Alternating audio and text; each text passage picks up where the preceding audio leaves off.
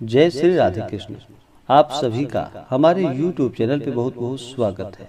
आइए आज माता सिद्धिदात्री की कथा सुनते हैं। माता सिद्धिदात्री का पूजन नवरात्रि में अंतिम दिन किया जाता है। माता सिद्धिदात्री अपने भक्तों को सभी प्रकार की सिद्धियों को प्रदान करने वाली है।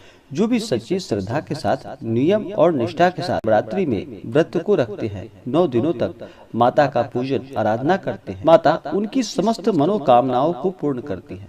नवरात्रि के व्रत में माता भगवती के 9 स्वरूपों का 9 दिनों तक प्रत्येक स्वरूप का पूजन किया जाता है। उसमें माता का 9वां स्वरूप जो कि माता सिद्धिदात्री का माना गया है और 9वीं तिथि के दिन माता सिद्धिदात्री का पूरे विधि विधान के साथ पूजन किया जाता है। और इस दिन कुमारी कन्याओं का पूजन किया जाता है। कुमारी कन्याओं को भोजन कराया जाता है। बहुत से जगहों पर अष्टमी तिथि के दिन कुमारी कन्याओं का पूजन किया जाता है, भोजन उन्हें करवाया जाता है और बहुत से जगहों पर 9वीं तिथि के दिन इस कार्य को किया जाता है। 9वीं तिथि के दिन यह अंतिम दिन माना जाता है। इस दिन हवन आदि का कार्य भी किया जाता है और 10वीं तिथि को जाकर के फिर व्रत का पारण किया जाता है। 9वीं तिथि के दिन हवन आदि का कार्य करना चाहिए। इस दिन माता सिद्धिदात्री का पूरे विधि विधान के साथ पूजन करना चाहिए। इस दिन रामनवमी का त्योहार भी मनाया जाता है। रामनवमी तिथि के दिन इस दिन भगवान राम का और राम पंचायतन का भी पूजन किया जाता है। इस दिन अगर भगवान राम का पूजन करते हैं, माता दुर्गा का पूजन करते हैं, बड़ा ही पुण्यदायक माना जाता है। इससे अनंत गुना पुण्य फलों की प्राप्ति होती है। भगवान राम, अगर कोई भक्त सच्ची श्रद्धा के साथ राम नाम का स्मरण करता है, भगवान राम की कृपा से उनके सभी पाप और ताप नष्ट हो जाते हैं। किसी भी प्रकार के व्रत में या पूजन में सच्ची श्रद्धा, नियम और निष्ठा के साथ ही उस व्रत को करना चाहिए, तभी जाकर के वह व्रत सफल हो पाता है और पुण्य फलों की प्राप्ति हो पाती है। माता सिद्धिदात्री को प्रसन्न करने के लिए इस दिन सुबह ब्रह्म मुहूर्त में उठ करके नित्य क्रियाओं से निवृत्त होकर के गंगा नदी में या घर के नहाने के पानी में थोड़ा सा गंगा जल मिला करके स्नान करना चाहिए। शुद्ध वस्त्र धारण करना चाहिए। इस दिन आप चाहें तो बैगनी या जामुनी रंग के वस्त्र पहने, यह शुभ होता है। यह रंग अध्यात्म का प्रतीक माना जाता है। और वस्त्र धारण करने के बाद फिर इस दिन माता सिद्धिदात्री का पूरे विधि विधान के साथ पूजन करना चाहिए।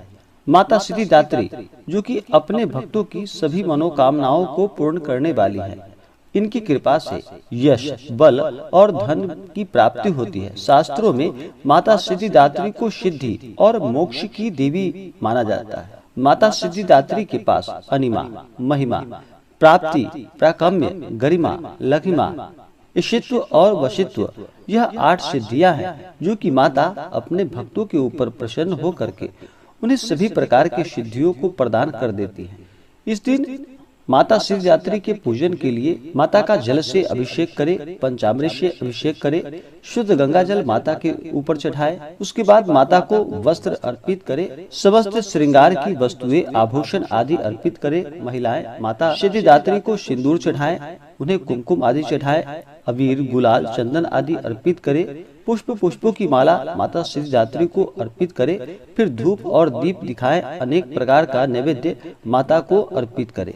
माता सिद्धिदात्री को इस दिन नवरस युक्त भोजन, 9 प्रकार के पुष्प और 9 प्रकार के फल अर्पित करे तो यह बड़ा ही लाभकारी होता है। माता सिद्धिदात्री को इस दिन विशेष प्रकार से मौसमी फल, चना, पूड़ी, खीर, नारियल और हलवा उन्हें अति प्रिय है, तो माता को इन चीजों का भी भोग लगाए तो बड़ा ही लाभकारी होता है। उसके बाद नैवेद्य चढ़ाने के बाद आप जितने भी प्रकार के नैवेद्य हो अपने श्रद्धा और सामर्थ्य के अनुसार अर्पित करें। अनेक प्रकार के ऋतु फल अर्पित करें। नैवेद्य के बाद फिर माता को जल से उनका आचमनी कराएं। उसके बाद द्रव्य और दक्षिणा चढ़ाएं। पुंगी फल, तांबूल माता को अर्पित करें। पुंगी फल यानी कि सुपारी को पुंगी फल कहा जाता है और तांबूल यानी कि पान पत्र, लौंग, इलायची के साथ में माता को अर्पित करें। उसके बाद फिर दुर्गा चालीसा, सिद्धि कुंजिका, अष्टोत्र, कवच, अर्गला कीलकम या दुर्गा सप्तशती आदि का पाठ करे या श्रवण करे। इससे अनंत गुना पुण्य फलों की प्राप्ति होती है और माता प्रसन्न होकर के अपने भक्तों को मनोवांछित फल प्रदान करती हैं। माता सिद्धिदात्री की अगर कृपा हो तो साधकों को लौकिक और पारलौकिक सभी प्रकार की कामनाओं की पूर्ति हो जाती है। सिद्धिदात्री माँ के कृपा पात्र भक्त के भीतर कोई ऐसी कामना शेष नहीं बचती जिसे वह पूर्ण करना चाहे। वह सभी सांसारिक इच्छाओं को, आवश्यकताओं और अस्पृहाओं से ऊपर उठकर मानसिक रूप से माता भगवती के दिव्य लोकों में विचरण करता हुआ उनकी कृपा से विषय भोग शून्य हो जाता है। माता भगवती का परम सानिध्य ही उसका सर्वस्व हो जाता है। इस परम पद को पाने के बाद उसे अन्य किसी भी वस्तु की कोई आवश्यकता नहीं पड़ती। माँ के चरणों का यह सानिध्य प्राप्त करने के लिए भक्त को निरंतर नियम निष्ठ रहकर उनकी उपासना करने का नियम बताया गया है। ऐसा माना जाता है कि माता भगवती का स्मरण, ध्यान, पूजन हमें इस संसार की असारता का बोध कराते हुए वास्तविक परम शांतिमय अमृत पद की ओर ले जाता है। और जो कोई भी इतना कठिन तप ना कर सके तो अपनी शक्ति और सामर्थ्य के अनुसार जप, तप, पूजन, अर्चन करके माँ की कृपा का पात्र बन सकता है। माँ की आराधना के लिए माता के इन मंत्रों का जप करना चाहिए। या देवी सर्वभूतेषु माँ सिद्धिदात्री रूपेण संस्थिता नमस्तस्यै नमस्तस्यै नमस्तस्यै नमो नमः। इन मंत्रों का जप करना चाहिए, इन श्लोकों का पाठ करना चाहिए। इससे माता अति प्रसन्न होती हैं। किसी भी प्रकार के व्रत में या पूजन में नियम और निष्ठा का पालन करना चाहिए।